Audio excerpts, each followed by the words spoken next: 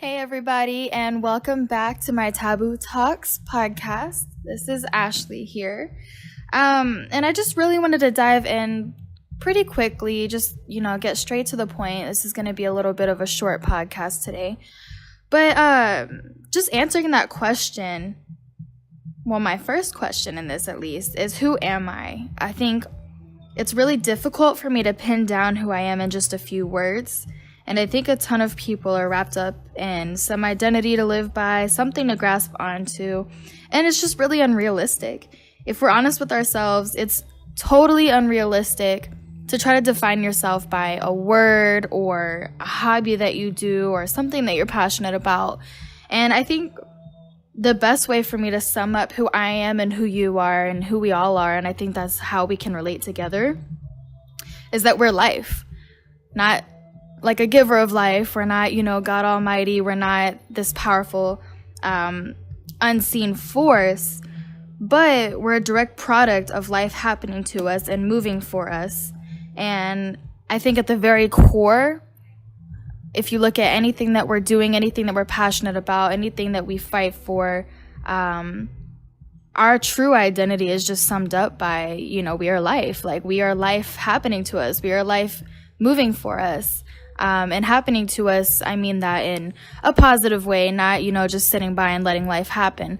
But the things that we've experienced and how we've grown up, our childhood, people that we know, things that we've done in our lives, we're a mixture of all of this stuff. And at the very core, regardless of your beliefs, your religion, regardless of anything that makes us different and that separates us, we're the same. And that we're all a direct product of everything that we've experienced and everything that we've gone through.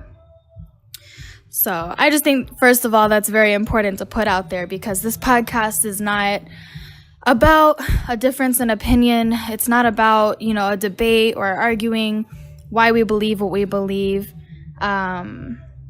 Taboo Talks, really, I want it to be a platform where we can come here and talk about things that people don't generally like to talk to out in the open.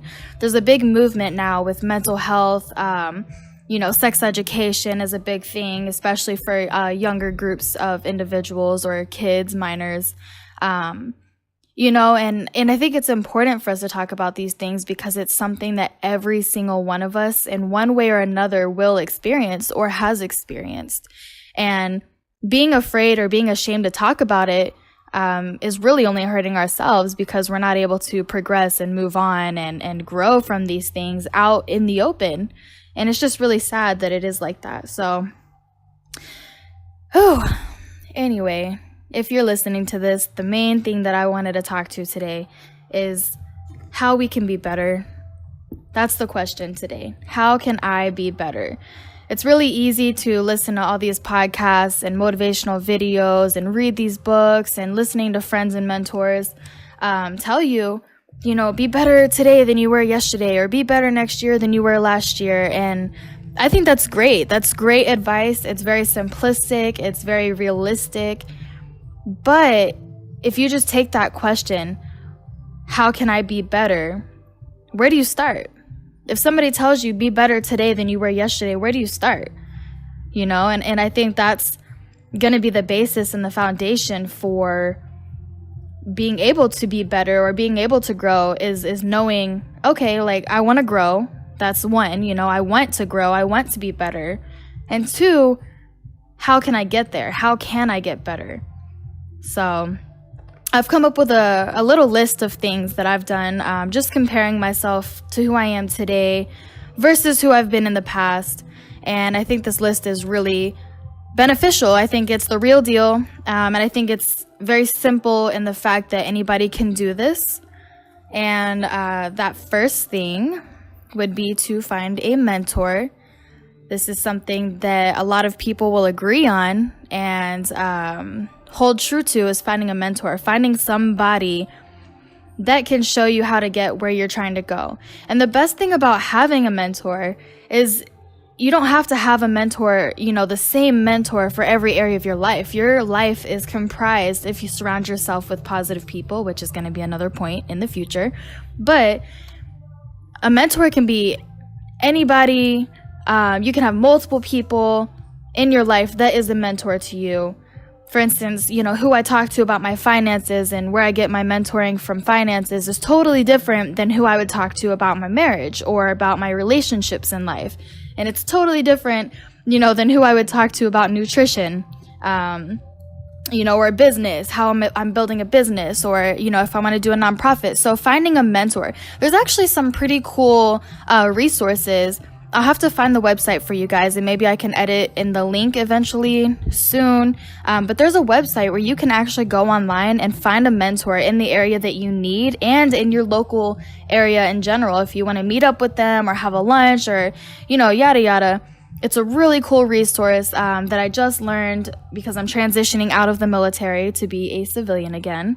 And it's just a really cool resource that I didn't know existed. So I'll have to share that with you guys because I think that it's totally underused, and it could really help you prosper. But yep, so finding a mentor, that's number 1. Number 2 is to develop a routine. So it's very easy to just wake up in the morning, and let life happen to you. I'm so guilty of this on every level. That was my life. I had no routine, and it wasn't until recently that my husband and I started trying to change our lives and make life happen for us and not against us. And so we're just really, really working to better every aspect of ourselves. And the first thing that we had to do was develop a routine of waking up pretty much every day now. We listen to a podcast or we listen to people talking about motivation and about building a better life and about being a real man and being a real woman, whatever that means to you or to us. But the important thing is that we develop a routine that over time it just kind of becomes normal for you. It's been out there in multiple resources and multiple sources, I guess I should say, that 21 days or about 3 weeks of doing something daily is enough to make it a habit.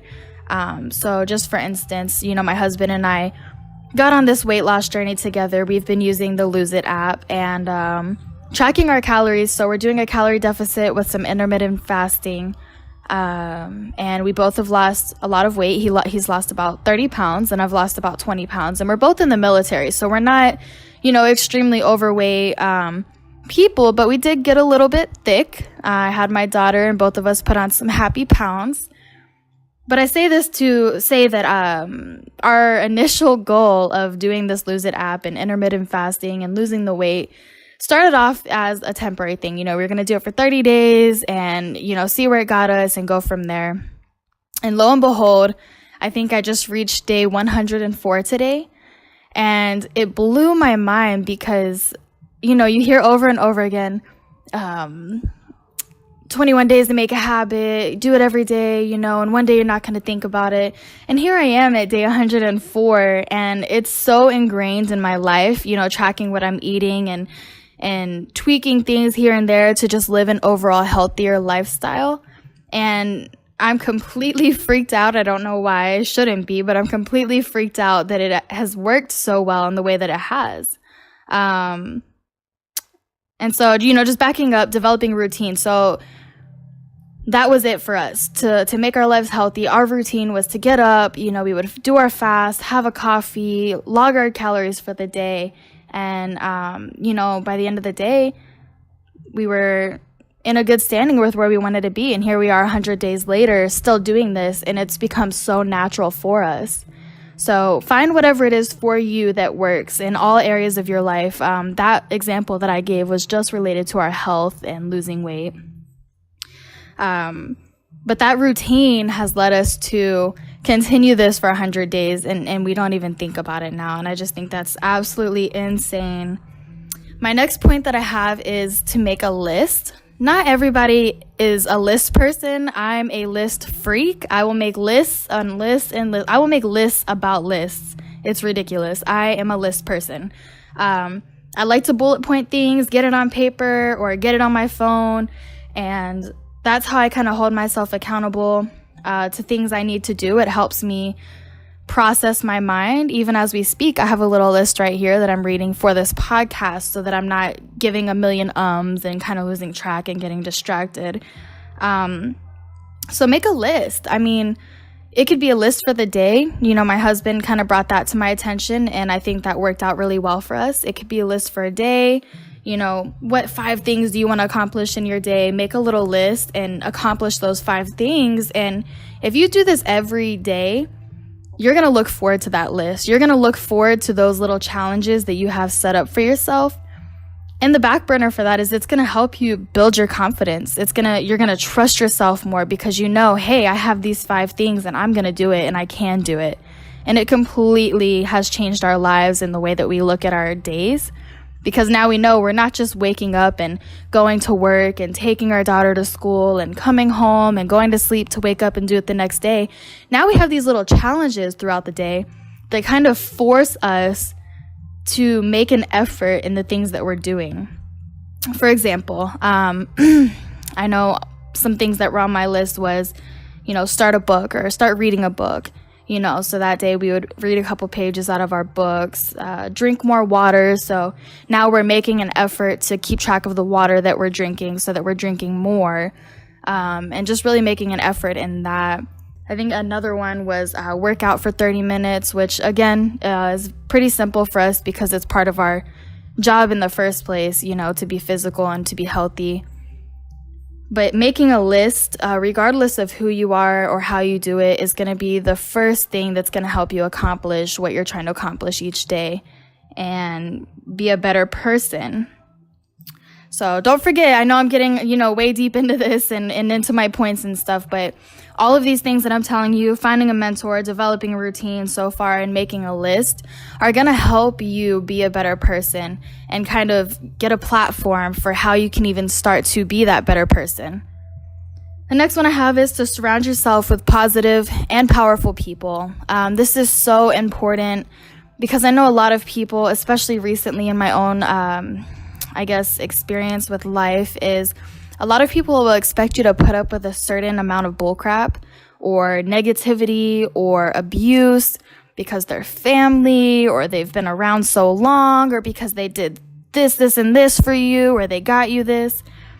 I just want to tell you today, if you're listening and you need to hear this, that it is okay to cut out those toxic, negative people from your life, regardless of who they are. I don't care if it's family. I don't care if it's best friends.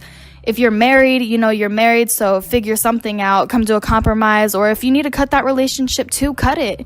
You know, life is way too short for you to be bogged down and for you to constantly, you know, I guess come up with reasons or justify why this person should be in your life. And the reality is, they don't have to be. They're not obligated to be in your life just because of things they've done for you in the past. Or, you know, that's the thing about relationships and about growing with people is it's that basic thing that everybody says. Sometimes that, you know, people are in your life for a reason, a season, you know, and it's like, I think people get confused because they get caught up in this, I owe this person, or this is my family. And guys, what I want to tell you, especially from my experience, you know, just being in the military, is family isn't always about blood. Family isn't always, you know, the blood family that you have aren't always the ones that are going to be there for you when things get hard. And the reason for that is because, say, for example, your parents, and not everybody's parents are the same, so I get this. This isn't going to apply to everybody, but those parents that sometimes will hover and control and, you know, try to dictate how their kids' lives are going to be, totally meaning it out of love. They totally mean it out of, you know, they want the best for their child, but sometimes you just have to step away. And this is for any relationship. This is not just a parent-child relationship. My point is, it doesn't matter who the people are. If you're not surrounding yourself with positive and powerful people, don't be surprised when you wake up and you're not where you want to be, or you're not in the mindset that you want to have, or you're not, you know, making the achievements and making the goals that you set for yourself. Because the people you're surrounding yourself with are going to be that audience. They're either going to be the ones holding you down or lifting you up. And you should be lifting them up with you, and that's my biggest thing is surround yourself.